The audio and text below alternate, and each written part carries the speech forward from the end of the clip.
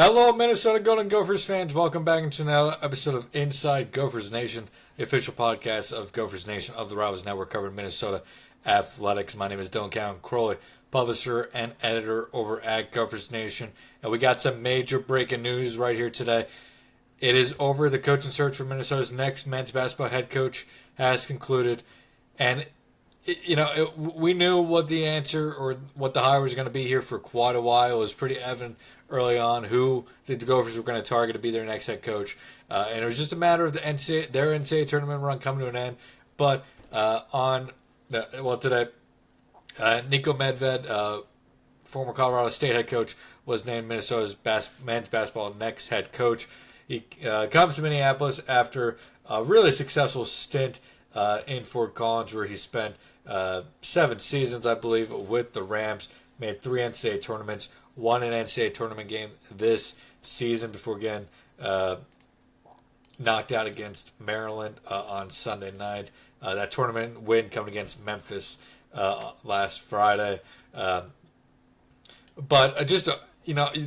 Gophers need almost a complete rebuild, a complete rebuild at this point. And Medved just makes so much sense. He is a program building coach who has done it time after time. You look back at his career, started his head coaching career at Furman in 2013, 2014. In the season prior to Medved taking over at Furman, I mean, this was a program that had limited success before his arrival in recent years, at least. Between 2008 and 2012, they won 2007, 2012, I apologize. They won 7, 6, 13, 22, 15, and 7 games. I mean, there's that one season of 22 wins, really nice season. But outside of that, finished below 500 and significantly below 500 in 3 of their 5 seasons prior to his arrival, 6 seasons prior to his arrival. He arrives in 2013, only wins 9 games that first season with Furman, but then wins 11 in year 2, 19 in year 3, and in year 4 they win this. They are the Southern Conference men's regular season champions, winning 23 games, and he's hired by Drake following that season. Now, he only spends 1 year at Drake, winning, 17 games in that 2017-18 season with Drake. But you look at the 3 years prior, 9 wins, 7 wins, 7 wins. So in the era before the transfer portal, good time to remember, but in the era before the transfer portal, Medved turned a Drake program that won a combined 23 games in 3 years prior into a 17-game winner in 2017, and really that is the start of what has become one of the bigger powerhouses in mid-major basketball currently. Since Drake won 17 games in 2017, they've won 24, 20, 26, 25, 27, 28, and 31 games. They've made 4 of the last 5 NCAA tournaments. I know that success didn't come under Niko. It came under Darian DeVries and Ben McCollum. Now, funny enough, all the last 3 Drake head coaches are now on the Big Ten. DeVries is now at Indiana. Ben McCollum got hired by Iowa. And now Niko's in Minnesota. That Drake program has been spitting out head coaches left and right the last 8 years or so now. But, he turns that Drake program around in 1 season. And again, I think you very easily can point back to that season being the moment in time where Drake turned into the power that they are today in the Mound Valley. In the Missouri Valley Conference. All right, so then 2018, Niko's hired at Colorado State. Prior to his arrival in Colorado State, or in Fort Collins, I should say, they were coming off a 11-21 season. Now, this was a program that had success before that. 24 wins in 2016, 17, 18, 2015, 16, 27, 2014, 15. This is a program that's had quite a bit of success since, 2005, so the last 20 years, it's been a very successful program. But they have a down season 2017-18. They hired Niko in 2018-19. First season is not a great one, 12-20. But after that, 20 wins, 20 wins, 25. Down season 2022 with 15. And then these last two seasons, 25-26. They've made the NCAA tournament 3 of the last 4 years, as high as the number 6 seed in 2021 when they were 25-6. Did lose in the first round of the prior 2 appearances, but did win a game against Memphis this year. But again, program building. He goes from 12 wins to 20 wins year 1 to year 2, and since then he had, including that first 21 season, 5 20-plus win seasons, 1 losing season since that first season in Fort Collins. If you put it all together, 5 20-win seasons, 2 losing seasons, you'll take that if you're Colorado State. And I think if you're Minnesota, you'll absolutely take that as well, because if Niko can get Minnesota to be a 20-game winner in his in his tenure here consistently, the Gophers are going to be making NCAA tournaments here in the near future. We just saw 14 SEC teams make the NCAA tournament this year. And I think we're going to continue to see the Big Ten and the SEC dominate the NCAA tournament in years to come. But, you look at Niko's career as a whole, he has now been coaching, let me count here, 3, 6, 9, 12 seasons, I believe it is. Out of those 12 seasons, he has 6 20-plus win seasons. He's finished above 500 in 8 of those 12 seasons. And again, it's usually year 1 that is a struggle. I don't expect this to be an immediate turnaround in Minneapolis with Niko, but after year 1, he usually takes a pretty decent step. Now, Furman, an exception. 9 wins, 11 wins, but then 19 wins, 23 wins. Drake was 1 season, but 9 to 17 wins, and then Colorado State 12 to 20 wins. So it may take a year or 2 in Minneapolis for Niko to get this program rolling, but a program building head coach of this caliber is exactly what the Golden Gophers needed. Now, he's going to need the help from the administration to have success in Minnesota. It's no secret that, Ben Johnson was not getting a ton of help when it comes to NIL. From the administration, he had to really do most of the, fundraising, I am told. Now, that's part of being a head coach, yes, but when you have a ton of other duties as a head coach, and you add in having to raise millions of dollars for your program to be successful, it makes things a whole lot tougher, that's for sure. Now, it's been out there that the administration wants to become more serious about men's basketball and getting this program to where it needs to be. Now it's time for them to put their money where their mouth is and give Niko the help, because you cannot win in I think a major conference like the Big Ten without having a quality NIL and revenue sharing plan going forward, and it's going to be very interesting to see how that develops here in the next couple months for Niko, because that's going to be key. Transfer portal is now open. There are rumors going around how much college basketball players are being paid, starters at major conferences. It's in the 6-figure mark, but I think we're going to learn early on how much things have changed financially in terms of what the university is ready to put forth towards the program in terms of NIL. And then once revenue sharing comes into play, we'll see that as well. I do apologize for my little one here in the background. Again, I apologize for that sound in the background. Apologize as well if I accidentally repeat myself here, doing this in 2 snippets after a little guy was making some sounds here. But again, we'll see pretty quickly, I think, how things have changed in terms of what the program is going to get from the administration, how the program is going to be assisted via NIL, and then once revenue sharing comes into play, we'll see that as well.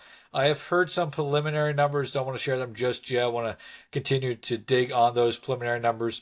But yeah, it'll be very interesting to see because I think part of rebuilding a major conference program, you're going to have that significant NIL backing and revenue sharing available to you. Now, you don't, I'm not saying that every program needs tens of millions of dollars, but it needs to be competitive in today's college basketball, college athletics landscape. And I think we can all agree that it was not that under Ben Johnson. How serious does Minnesota want to be about basketball? That's something that this administration has to answer with this hire. Now, they went out and got possibly the best coach, best fit for them, which is definitely the first step. But now there's the next step, which is given the program, given Niko the money that they will need to be competitive in the Big Ten going forward, because it's definitely only gotten tougher with the four new programs. And then, the rich are only getting richer.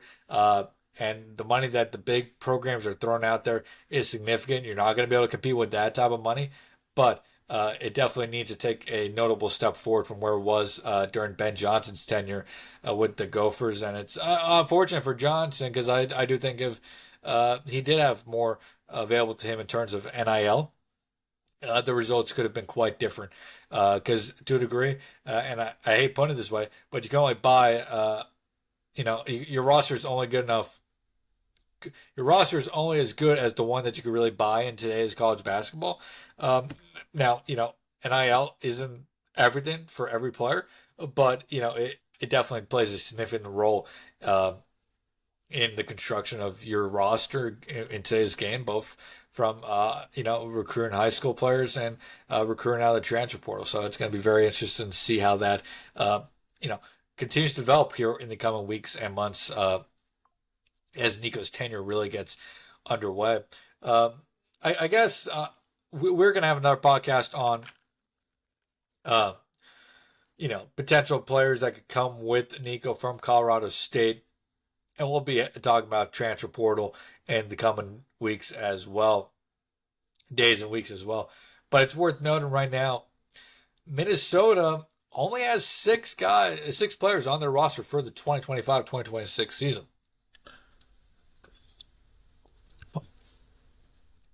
Out of those six, you got three guards and three big men, forward slash center. Brennan Rigsby is entering his potential final season with the program. He has a waiver that he could use since he played a year of JUCO. If he chooses to use that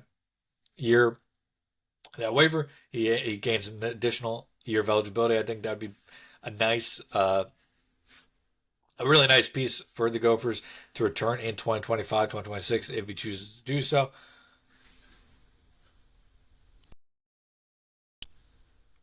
Beyond him, you got sophomore Isaac. Apologize, having a little bit of a cough here. All right, attempt number two here to talk about without the coffin fit. But Brian Rigsby potentially could return. Isaac Osama potentially could return as a sophomore after a quality freshman season. And then you got four guys with 4 years of eligibility. Grayson Grove, redshirt freshman, after not playing this year. In-state forward from the 2024 recruiting class.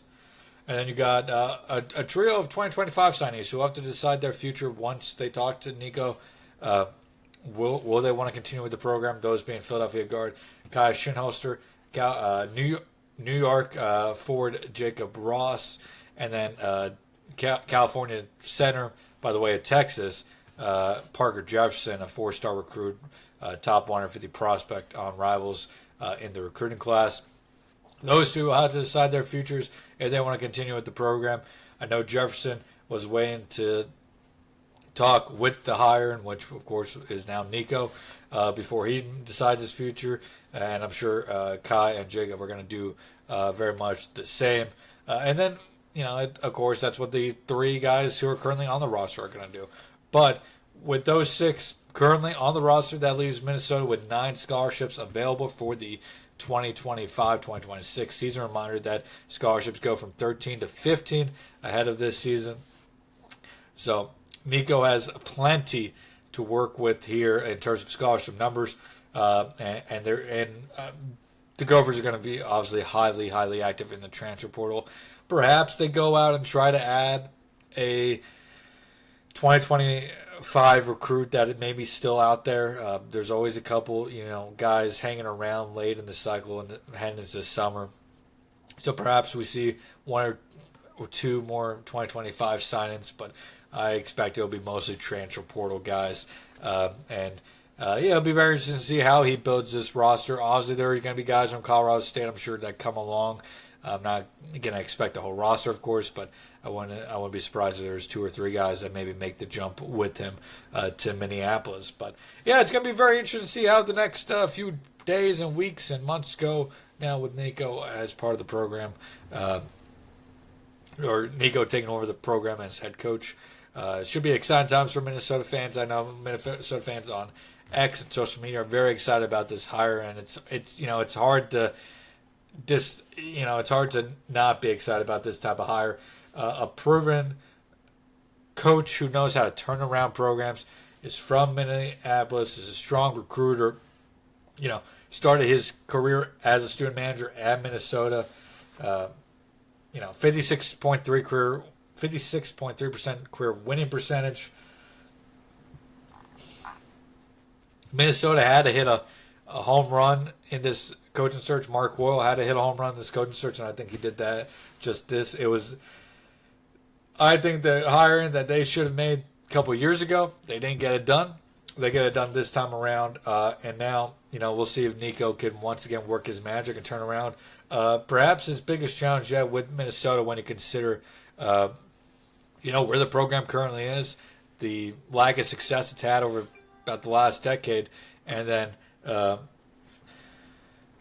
the Big Ten itself, how competitive this conference is, and what he's going to have to go up against in order to get this program to be successful going forward. So it should be a really interesting next couple weeks, months, and then before you know it, the 2025-26 college basketball season will be here, which is crazy to say because we're only entering the Sweet 16 of the NCAA tournament at the time of recording. So it's crazy to say, but it will be here before you know it. But thanks again, everybody, for listening to Inside Gophers Nation. We'll be back later this week to talk more about what players could potentially make the jump from Colorado State to Minnesota, and perhaps we'll take a look at the rest of the transfer portal players that could perhaps be candidates for Niko to go out there and recruit to the Golden Gophers. But until next time, everybody, have a great one. Enjoy the rest of your week, and we'll talk to you all real soon.